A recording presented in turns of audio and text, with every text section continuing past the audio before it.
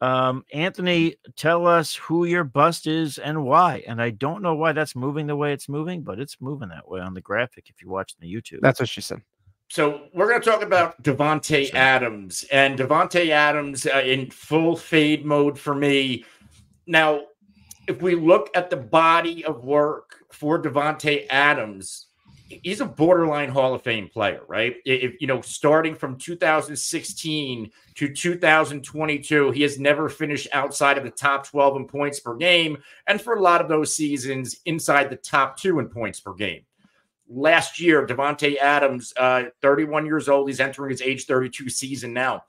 Can you make a case that there's a little bit of a decline at his age? Also, we know the quarterback play was bad, but, Adams, the wide receiver 10 overall, which is nice. But in a points per game standpoint, the wide receiver 15.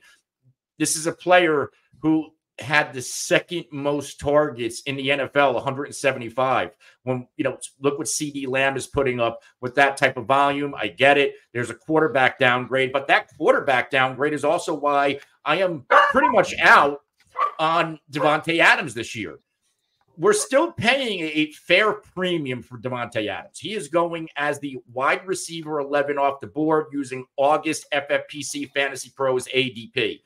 I get it if you want to chase those targets, but is there even a guarantee he's still going to see that type of volume? Like, they have some pretty good pass catchers, Jacoby Myers, 2 capable pass catching tight ends in Meyer and Brock Bowers. This is going to be a run heavy system. The quarterback room isn't good. So let's focus on this quarterback room first and foremost. And we know what he has to work with. They're going with Gardner Minshew first, and the fallback is Aiden O'Connell.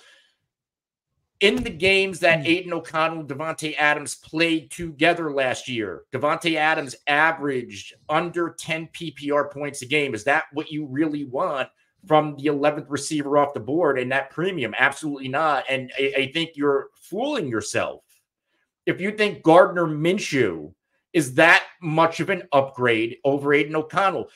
He's fun. He gets a lot of the social media hype. He's coming off of a solid year in a really good system with Steichen, who's one of the best quarterback guys, best OCs in the NFL, who's now a head coach.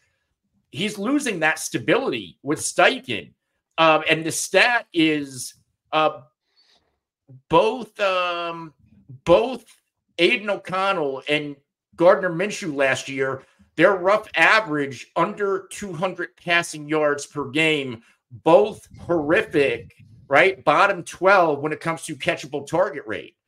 And again, this is going to be a year where he might be competing with targets more. I can't stomach drafting Davante Adams at cost. And like I said earlier with Swift, is there a point in the draft where I'm comfortable taking Davante Adams? Yeah, there is going to be a point. But I don't know where that point is because there's a lot of good wide receivers. There's a lot of good wide receiver depth this year. Now, I want to circle back to the possible decline for Davante Adams because Davante Adams supporters, they're going to say, well, he was on a decline last year, not really because of age, but because of the quarterback play. But last season, he was 30th in yards per route run amongst wide receivers. In 2022, he was number 8. He was also 25th in yards after the catch amongst wide receivers, where in 2022, he was number 6. I think those have a little bit more to do with Davante than the quarterback. So there's just a lot of red flags for me with Davante Adams. And I'll let you know some of the players that he's going around behind him, Chris Olave. And I don't love that quarterback situation either, but I do think that with Kubiak as the OC, they're going to throw a little bit more. Plus, there's no Michael Thomas there, who did play, I believe, 10 games last year. Cooper Kupp, who's flying off draft boards. Debo, Nico Collins, Jalen Waddle, Mike Evans. All of those players I'm probably taking over Davante Adams. And quite frankly, I think we go a little bit further down. I'm taking DJ Moore and Rashee Rice over Davante Adams.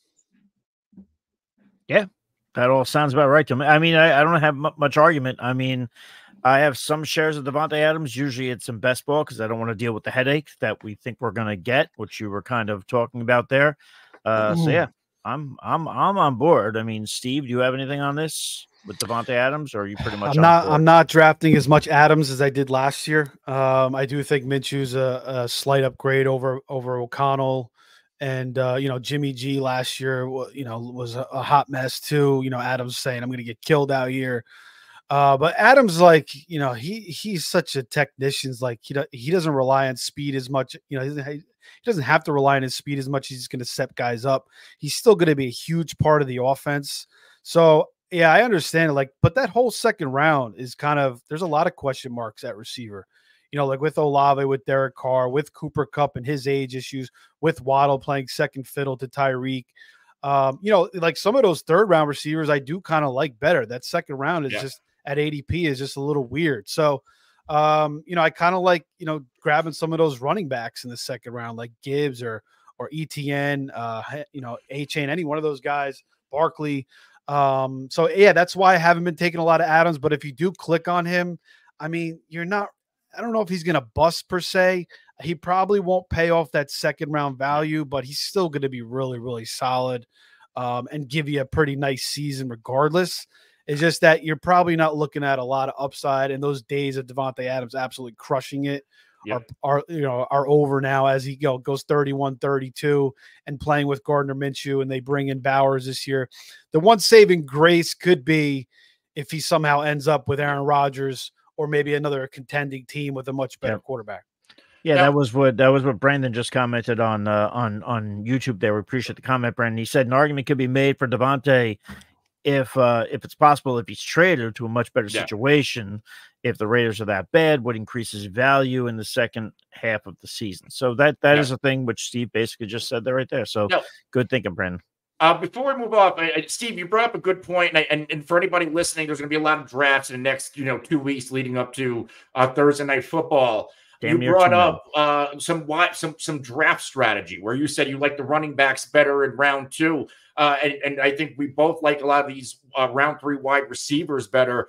This is, and I think I brought this up to Hoff or Pete on another show. Like, I think you have all the running backs don't matter and zero running back. Like, I think we are getting back to a point in fantasy football, and it's becoming evident this season where we're starting to see some notable guys out there who longtime fantasy football experts, if you will, say, hey, like, you want to leave one of the first 2 rounds or both rounds with a running back this season because there's a significant cliff after the first 2 rounds of running backs, and the wide receiver pool is so deep to where you can wind up with a Bijan, a Pacheco, or Bijan and Achane, and then in round 3 walk away with a possible DJ Moore, Mike Evans, Devonta Smith, Nico Collins is your wide receiver 1.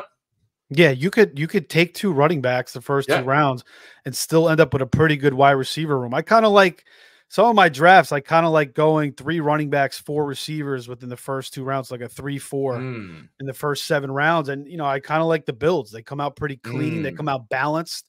And then you could get a quarterback later. We know there's tons of talent at quarterback and even a tight end. You can end up with a Jake Ferguson. You can end up with a David Njoku, who I like.